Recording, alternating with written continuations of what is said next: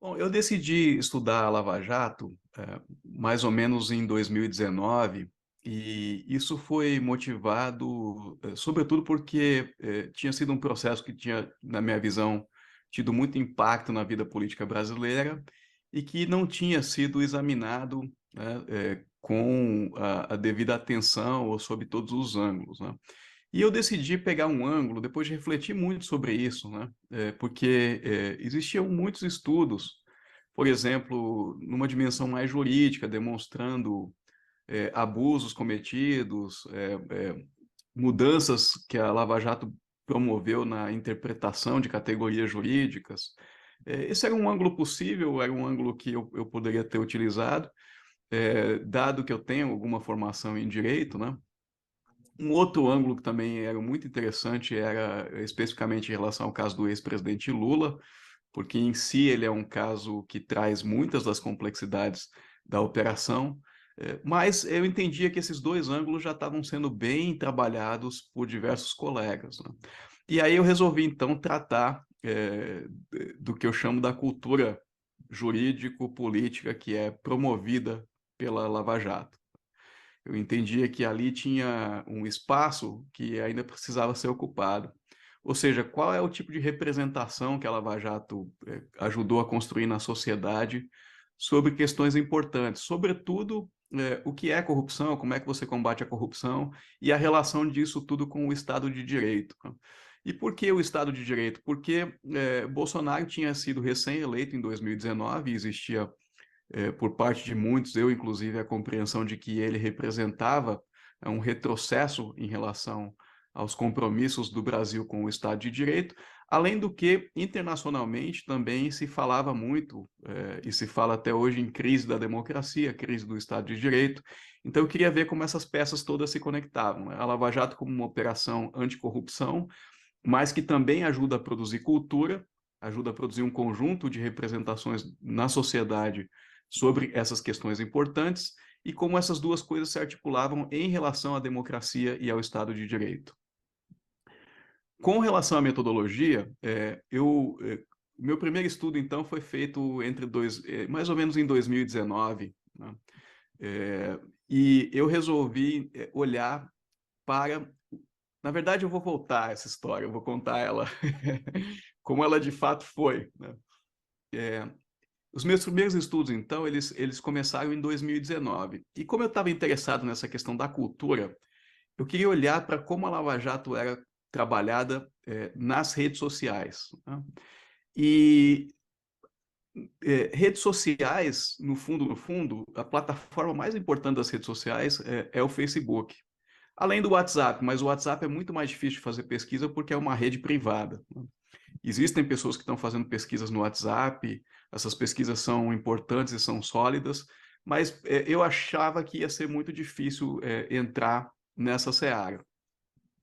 E aí eu queria coletar dados do Facebook, o que, que as pessoas falavam sobre Lava Jato, né? Mas era um momento difícil ali, porque a gente tinha recém tido o escândalo da Cambridge Analytica, e o Facebook estava fechando o acesso a pesquisadores, a quem quer que tivesse intenção de extrair dados para fazer qualquer tipo de análise, né?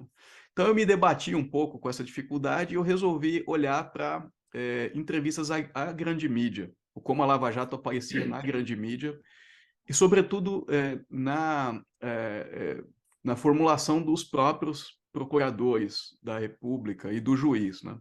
Então eu fui olhar entrevistas que essas pessoas tinham dado à mídia entre 2014 e 2018.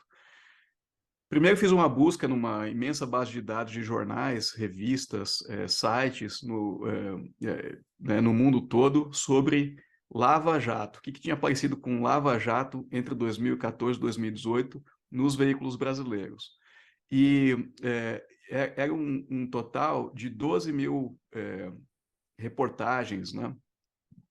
Enfim, de diferente qualidade, com diferente complexidade. Então, eu passei meses lendo essas 12 mil reportagens, até que eu selecionei um subconjunto de 194 entrevistas, porque esses procuradores, sobretudo, deram muitas entrevistas nesse período. E algumas entrevistas longas, onde eles elaboram justamente essas compreensões, né? E aí estudei, então, essas entrevistas, fiz uma codificação das entrevistas e cheguei ali a algumas conclusões importantes, né? A conclusão de que a Lava Jato é uma operação que promove, né, a noção de que corrupção é uma ameaça existencial para a nação brasileira, né?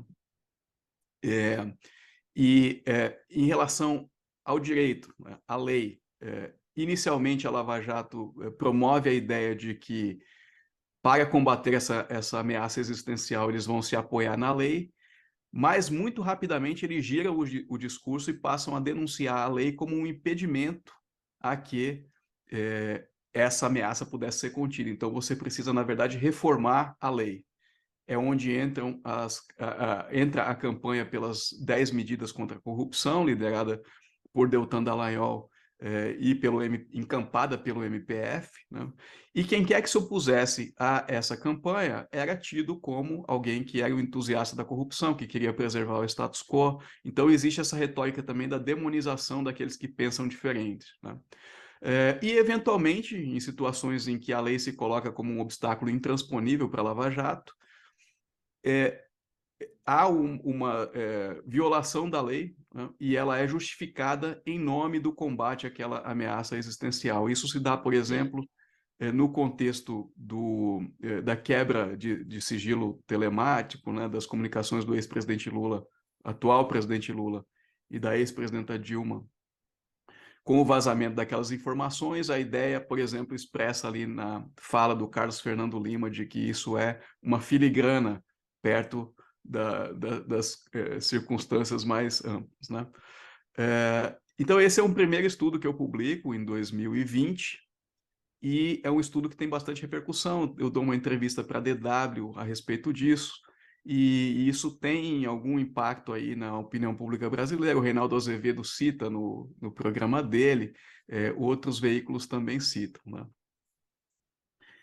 Nesse ínterim, bom, aí tem uma coisa interessante, que eu mapeei, então, qual era o discurso dos agentes da Lava Jato, sobretudo dos procuradores.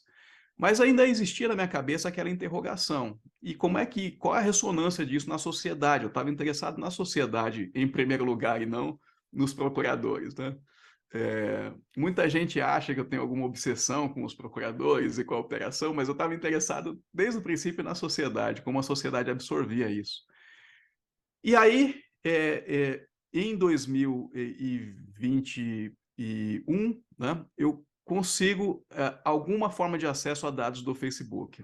Era um acesso limitado, que foi obtido por uma plataforma que faz monitoramento de redes sociais entre 2017 e 2019. Todos os posts que tinham as expressões lava e jato, né? Era um total de 220 mil posts. Então, aí, trabalhei com um time de assistentes, nós olhamos todos esses posts, né? Tinha muita coisa da Lava Jato no Peru, é impressionante como teve uma repercussão da Lava Jato no Peru. Fomos excluindo esses posts, tinha algumas duplicações, tinha alguns posts sem comentários, e esses daí não me interessavam, porque eu estava interessado nos comentários também, né? Não só na postagem. Cheguei a um total de 75 mil postagens. Muita coisa para analisar, né? Então a gente começa a fazer ali algumas depurações. Nessas primeiras depurações, bom, e nessas depurações, então, resolvi pegar o top 1% de engajamento desses 75 mil posts, portanto, 750 posts.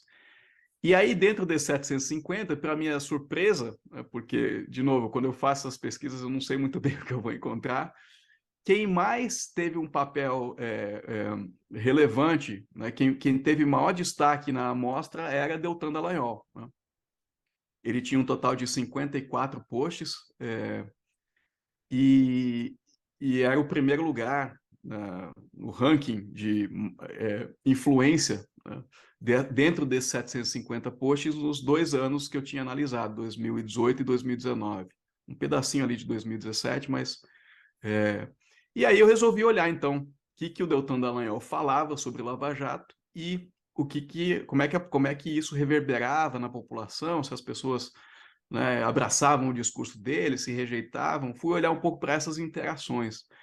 E aí eu descobri duas coisas, né? Uma delas é de que essas interações elas deram ensejo a um processo de glorificação e autoglorificação da Lava Jato. Tem histórias interessantíssimas a esse respeito, mas o que deu repercussão mesmo foi a descoberta, né, de que esse antagonismo entre a população e as instituições, sobretudo o STF, ele nasce um pouco ali, né? E das 53 postagens, ou 54 do Deltan Dallagnol, 11 eram sobre o STF ou ministros do STF, e essas postagens vão subindo o tom, especialmente quando o STF toma decisões ou ameaça tomar decisões que vão contrariar os interesses do procurador. E, em alguns momentos, né, o que aparece nos comentários é muito próximo da retórica depois que nós vimos nos ataques, inclusive, a essas instituições na primeira semana ali do governo Lula, 3, né? Com a ideia do fora STF, a ideia de uma intervenção militar no STF, né? Alusões ao Olavo de Carvalho, de que o STF é o maior inimigo da nação, e coisas desse tipo. Então, isso me permite traçar, né, como eu disse, uma linha de continuidade entre a Lava Jato e essa crise da democracia do Brasil que, né, deságua naqueles eventos trágicos do dia 8 de janeiro de 2023. Eu li a tua entrevista na Folha e você, a uma certa altura, você disse que o que aconteceu no dia 8 de janeiro tem a digital do Sérgio Moro e do Deltan Dallagnol. Bom, eu tenho estudado o poder já há mais de 40 anos, a questão do poder, relações de poder, etc. Você fala dessa continuidade que você viu.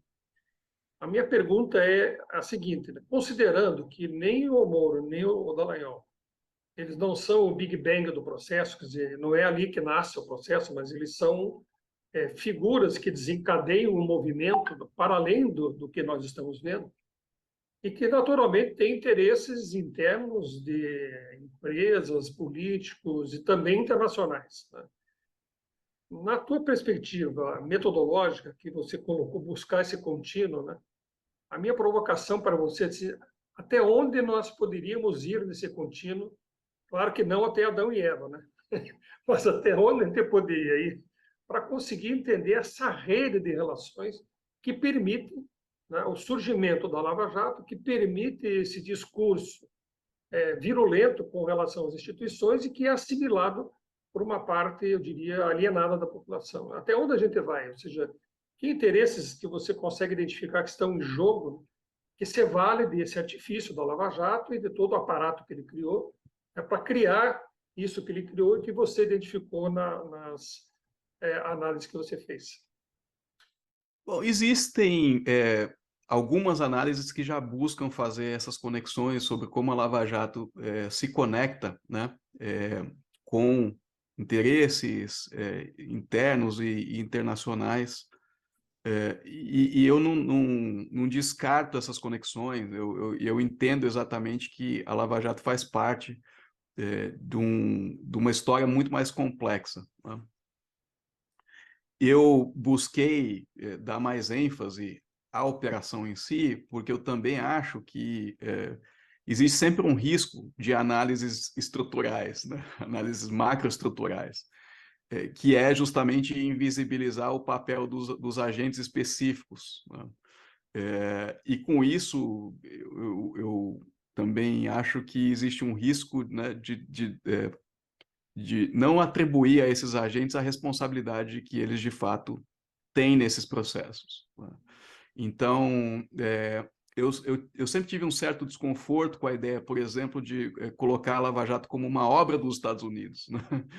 Eu sei que os Estados Unidos têm também as digitais na Lava Jato, até porque existia uma cooperação, inclusive em violação à lei, né, entre os procuradores da República no Brasil e o Departamento de Justiça dos Estados Unidos. Isso foi revelado depois pela Vaza Jato e pela spoofing. Existe uma possibilidade de cooperação internacional, que está na lei, é pelo EMILAT, né? Tratado de Mútua Assistência Jurídica, e essa possibilidade da lei foi aí ignorada em algumas circunstâncias pelos procuradores, né? Isso está demonstrado, embora a justiça não tenha dado nenhum tratamento adequado ainda para isso, e o próprio Ministério Público também não, nos seus sistemas de controle. E o FCPA, que é a legislação americana que permite um pouco também essa cooperação, ele é visto internacionalmente na academia como um instrumento de imperialismo soft dos Estados Unidos, né?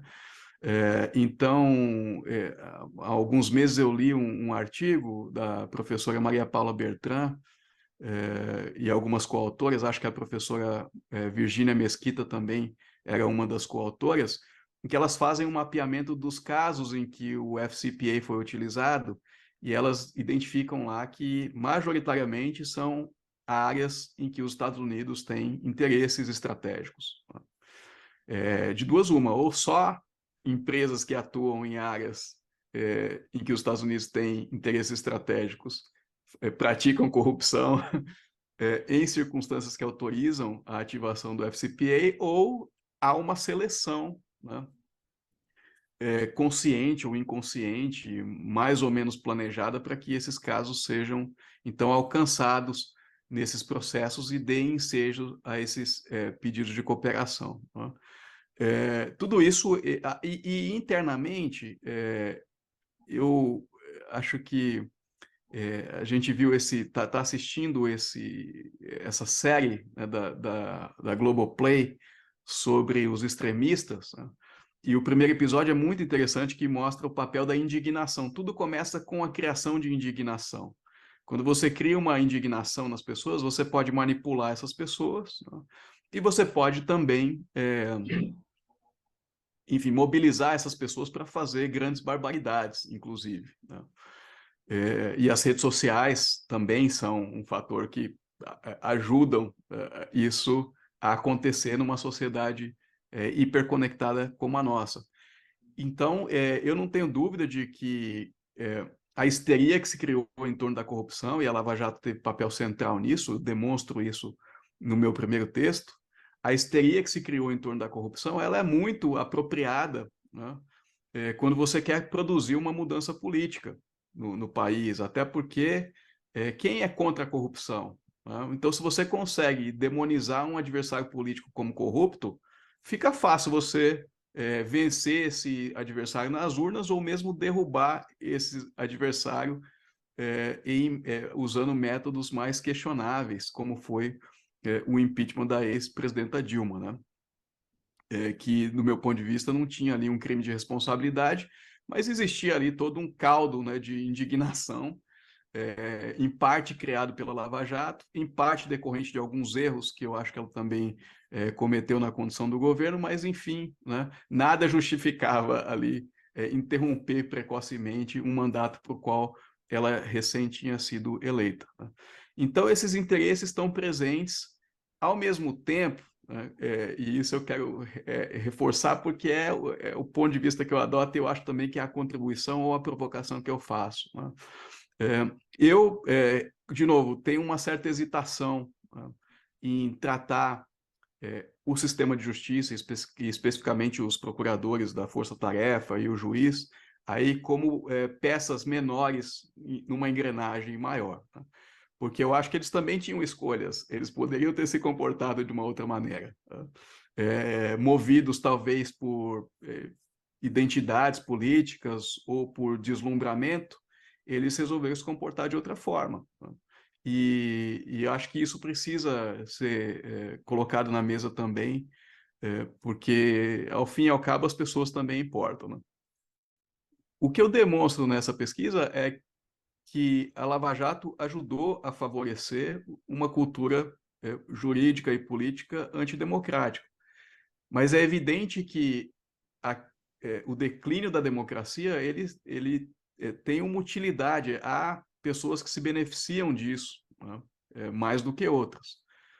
Então, e na verdade isso para mim é um ponto importante, e eu acho que para muita gente que vai assistir, eu acho que vai soar também como uma provocação interessante, que é o seguinte: durante muito tempo, sobretudo os setores mais progressistas, né, posso dizer assim, de esquerda, né, tinham as suas desconfianças em relação à democracia, a democracia, né, liberal, é, compreendiam a democracia liberal como uma obra burguesa e que tinha que ser superada historicamente, né?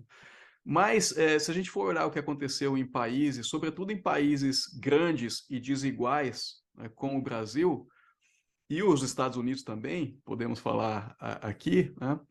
O que acontece é que a democracia liberal, o direito ao voto, ele propicia justamente a formação de uma maioria, né, popular que tem as suas demandas por redistribuição e por reconhecimento que ameaçam o status quo, né? E é por isso que a direita e a extrema-direita hoje têm como sua principal missão liquidar a democracia liberal. Isso é feito. Bolsonaro, por exemplo, tentou fazer isso no Brasil de várias maneiras, e os republicanos tentam fazer isso nos Estados Unidos também, com as suas leis de restrição a voto, com as suas tentativas de subverter também processos eleitorais. Porque, veja, os republicanos perderam as eleições nos Estados Unidos no voto popular ao longo dos últimos 3 ou 4 pleitos, né? Assim como no Brasil também, a centro-esquerda ganhou todas as eleições que disputou desde 2002, né? E o período que não governou foi justamente porque os seus opositores chegaram ao poder não por meio do voto, ou em eleições que não eram justas, como foi o caso da eleição de 2018, em que o principal representante da centro-esquerda no Brasil, o presidente Lula, estava encarcerado. Então, sem dúvida, liquidar a democracia tem conexões com esses outros interesses e tem também efeitos em termos da distribuição de poder na sociedade.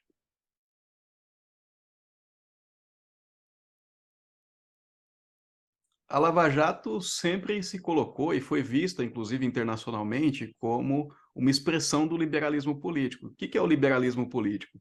É a ideia de que aquelas pessoas que estão no governo, as autoridades, elas ocupam o poder temporariamente e o poder delas está, de certa forma, constrangido, né, por, em primeiro lugar, outras instituições. Então, você tem um sistema de freios e contrapesos, mas também por uma imprensa livre, por um pluralismo político, as pessoas podem fazer oposição, tá? E a Lava Jato se colocava como um agente nesse sentido de liberalização da política no Brasil, na medida em que colocava aqueles que estão no poder né, sob escrutínio e fazia com que essas pessoas tivessem que responder por suas condutas. Até aí tudo bem, né? Agora, o que eu demonstro nesse artigo é que, ao mesmo tempo em que a Lava Jato vendia esse discurso de que era um agente de controle do poder político, ela também buscava concentrar poder político e agir sem controle nenhum, inclusive com o desprezo das leis, às quais ela deveria se sujeitar dentro de uma compreensão liberal de política, tá? Então, é uma contradição. Agora, é uma contradição que nós estamos observando no nosso contexto atual, mais amplo, inclusive para além do Brasil, tá? Que é o fato de que direitos liberais e uma certa retórica liberal é utilizada, né, para fins autoritários. Então, por exemplo, está muito premente aí no Brasil a questão da liberdade de expressão. Liberdade de expressão é um direito que vem do liberalismo político, né? Você não pode censurar, em princípio você tem que ter um mercado livre de ideias, todas essas coisas, né? Mas você também não pode usar a liberdade de expressão, que é garantida por uma atmosfera política liberal, para fazer essa atmosfera implodir ela própria, né? E mesmo nos Estados Unidos há uma compreensão de que a liberdade de expressão não é absoluta. No entanto, não apenas a retórica da liberdade de expressão como direito absoluto, ela é utilizada, essa retórica é utilizada, como também aquelas pessoas que querem defender a democracia ficam numa cilada, porque parece que são elas que estão atacando a democracia, quando, na verdade, né, quem ataca a democracia é que está vestindo aí essa capa de liberalismo e de democracia, né? Então é uma grande cilada, e eu acho que a Lava Jato, de certa forma, representa isso também, né? Alguém que vem com o discurso de que vai democratizar e liberalizar, mas que, na verdade, está agindo num sentido que aí que eu chamo iliberal, tomando essa expressão aí de empréstimo do Fareed Zakaria, que tinha escrito um texto lá em 1997, né, chamando a atenção para isso.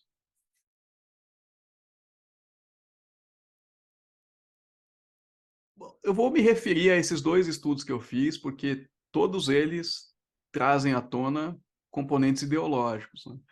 E eu chamei lá a ideologia no primeiro estudo de iliberal, nesse sentido de que é uma compreensão de que a atuação dos procuradores tem que estar acima da lei, porque, afinal de contas, ela visa nos defender de uma ameaça existencial, né? Isso não é diferente, por exemplo, da retórica que todos os grandes autoritários utilizaram em diversos momentos da história, tá? Agora, o que eu tiro um pouco desse segundo estudo é que a ideologia ela tem também um componente muito específico em relação ao STF, que é de compreender a jurisdição constitucional como um poder majoritário. Ou seja, a ideia de que os tribunais têm que decidir como as massas querem, tá? E que se os tribunais não decidem como as massas querem, então os tribunais são ilegítimos, né? E isso é o que fragiliza a imagem e a reputação de um tribunal e permite que um tribunal seja invadido, né, e que todas as instalações do tribunal sejam destruídas.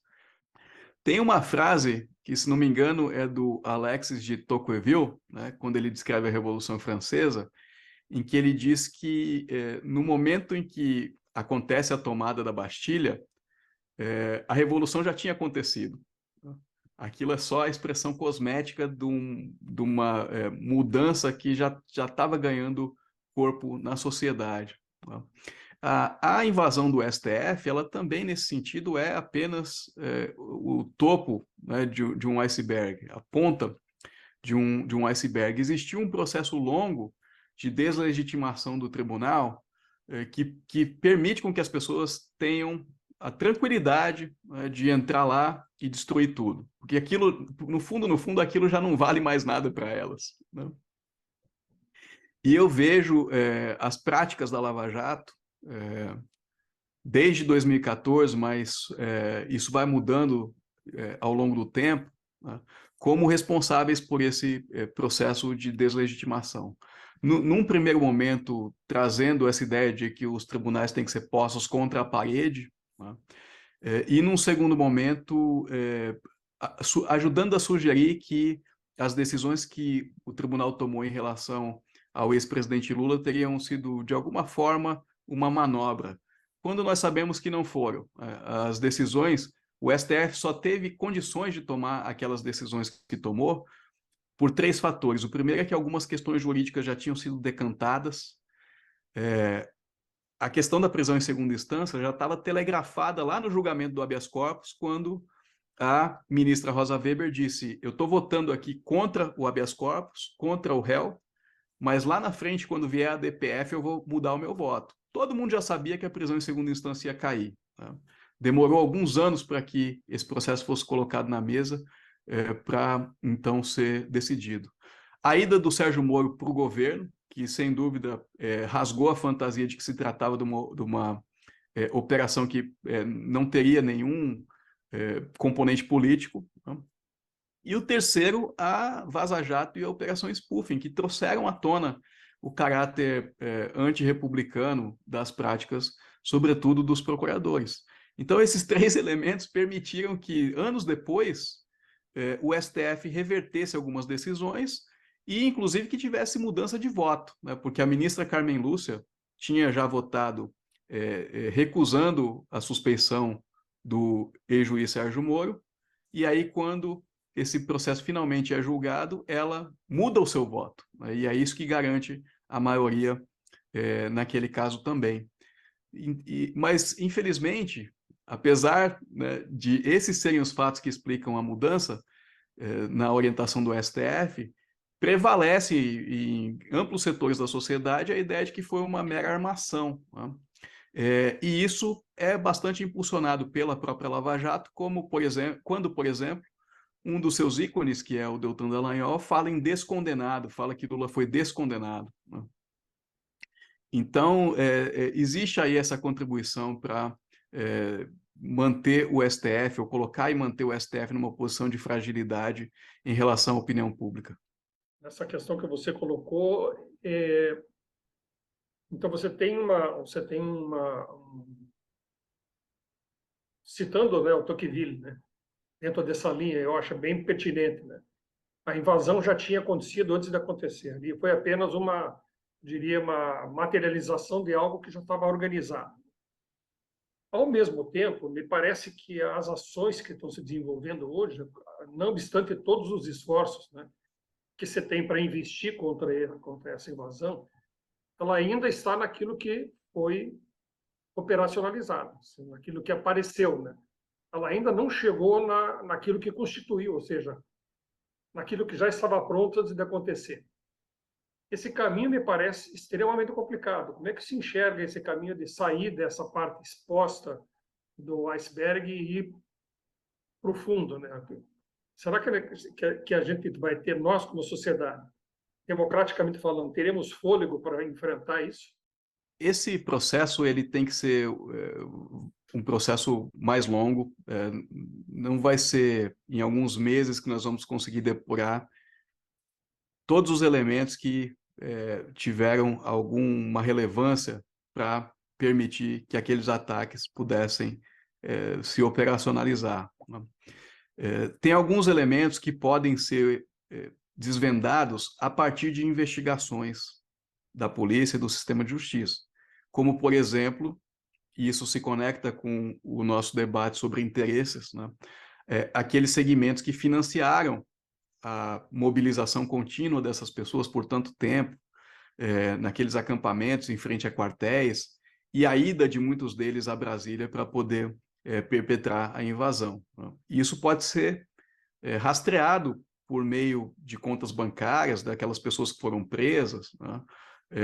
Transações de PIX, como é que se constituiu uma rede de financiamento, quem é que estava por trás disso, e a gente sabe, pela qualidade da infraestrutura dos acampamentos, que não eram apenas doações de cidadãos comuns, né, dando uma contribuição modesta para uma causa. Também existiam empresários aí de vários setores, né, que estavam um pouco por trás disso. Agora, da mesma forma como foi um equívoco algum dia se pensar, para aqueles que pensaram que a justiça poderia acabar com a corrupção no Brasil, eu também acho que é um equívoco a gente pensar que é a justiça que vai resolver tudo isso e que vai iluminar todos esses caminhos, né? Boa parte disso vai ter que ser resolvida mesmo pela academia, pela sociedade civil, por debates e pelas carreiras jurídicas em si.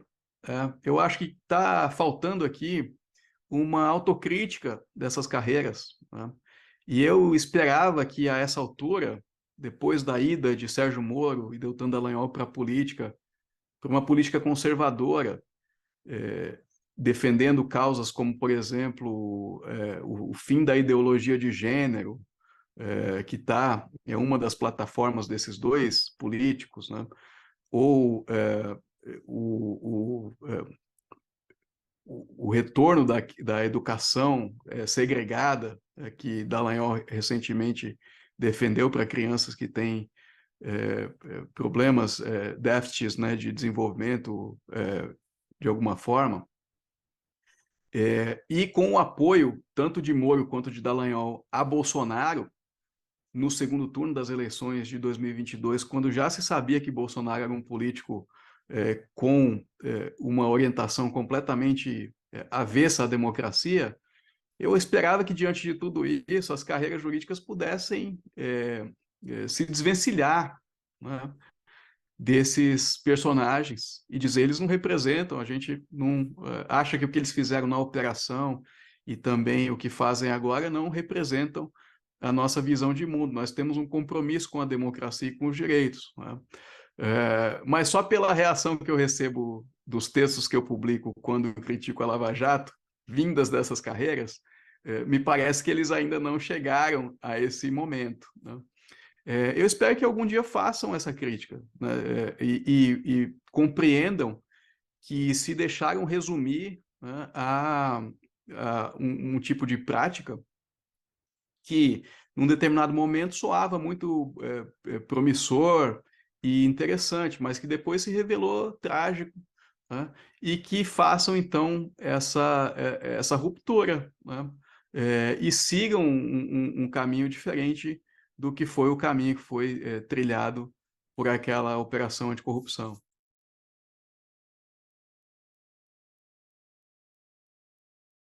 Em 2015, os procuradores dão, a ex-presidenta Dilma dá uma entrevista em que ela diz que a Lava Jato precisava tomar alguns cuidados, porque também você não pode destruir a economia, né, num contexto de combate à corrupção. E aí existe uma resposta do ex-procurador Deltan Dallagnol dizendo: nós só estamos aqui aplicando a lei, né? Mas não demora muito, eu acho que são alguns meses depois, eu já comecei a verificar na imprensa manifestações desses procuradores dizendo que a lei, na verdade, era um empecilho, né?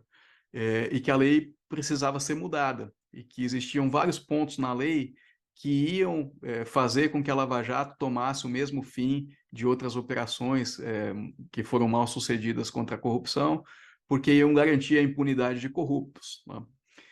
Veja bem, qualquer lei pode ser melhorada, tá certo? É próprio de uma democracia experimentar.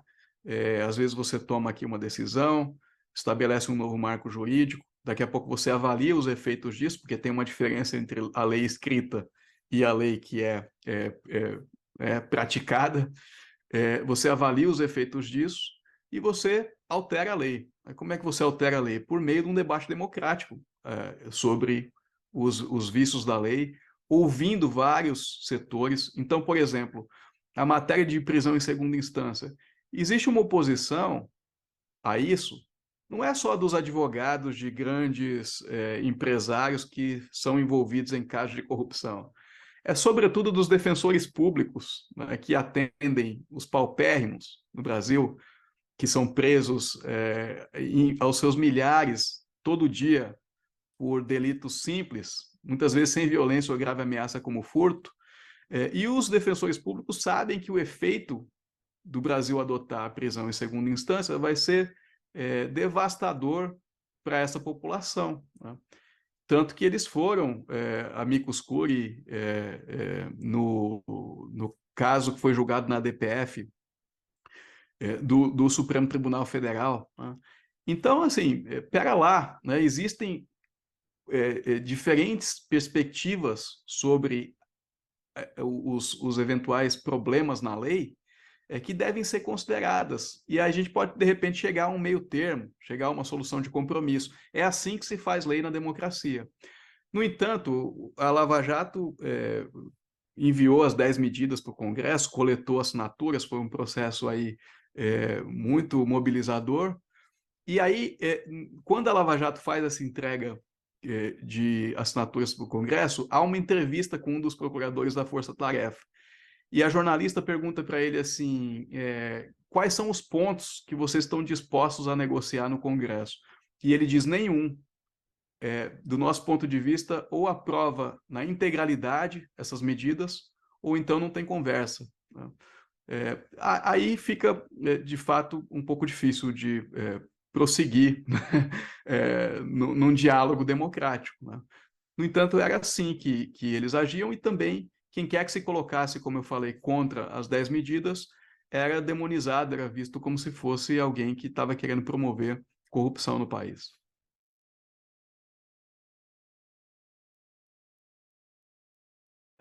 Eu não vou dizer que é um movimento anti-STF naquele contexto, mas o que o que passa a existir são críticas e aí eu já me refiro mais, inclusive, ao meu estudo com redes sociais, embora isso também apareça na mídia, né?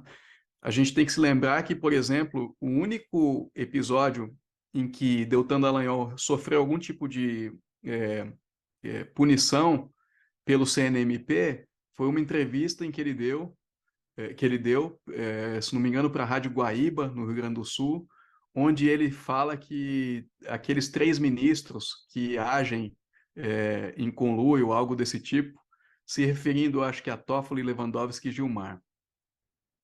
E aí tem uma representação do próprio Toffoli ao CNMP, e isso vai desaguar depois numa penalidade lá de advertência ao Dallagnol, né? Mas existe ao longo desse processo, mas isso passa a acontecer sobretudo mais para frente, quando o STF começa a dar algumas respostas à Lava Jato, né? Existe essa tentativa de colocar o Supremo Tribunal Federal contra a parede, essa é uma expressão que vem dos chats da spoofing, né? Eles dizem ali em algum momento, vamos colocar o STJ contra a parede, essa era um pouco da prática, né? Então, por exemplo, outro chat da spoofing, onde se discute a questão da votação da prisão em segunda instância, o Dallagnol diz, olha, achei um vídeo aqui do Alexandre de Moraes, em que ele defende a prisão em segunda instância. Vamos dar publicidade a isso para constrangê-lo, para impedir que ele vote num sentido diferente. Mas não pode ser a gente, tem que ser alguém da nossa rede, alguém da sociedade, né? Então, tem essa prática aí que vai se consolidando ao longo da operação e, em resposta a isso, as pessoas vão criando aí esse antagonismo em relação ao STF, isso também vai sendo expresso nas próprias páginas das redes sociais deles. Aí eu tenho dados aqui sobre o Dallagnol. Então, tem algumas frases do tipo... vamos juntar 200 mil e sitiar o STF, eu quero ver se esses ministros vão continuar agindo assim, ou o STF é o maior inimigo da democracia, né? Ou nós temos que fechar o STF. Tudo isso vai aparecendo ali na página do Dallagnol em 2017, 2018, ainda antes do Bolsonaro ser eleito, né? E entre essas expressões tem fora STF, sem dúvida. Tanto é engraçado porque a entrevista que eu dei à Folha, a, a editoria da Folha conseguiu identificar, encontrar, né? E assim, não é difícil, eu diria, conhecendo material sobre Lava Jato como eu conheço, mas eles conseguiram identificar um manifestante, né, que estava em frente ao STF, segurando uma placa fora STF, e com uma máscara do Sérgio Moro. Ou seja, isso mostra que as pessoas trazem um pouco dessa atitude de fora STF da maneira como elas enxergavam a Lava Jato, que, por sua vez, é a maneira como a própria Lava Jato também procurou se colocar, né, como alguém que estava indo contra tudo e contra todos, inclusive contra a Suprema Corte.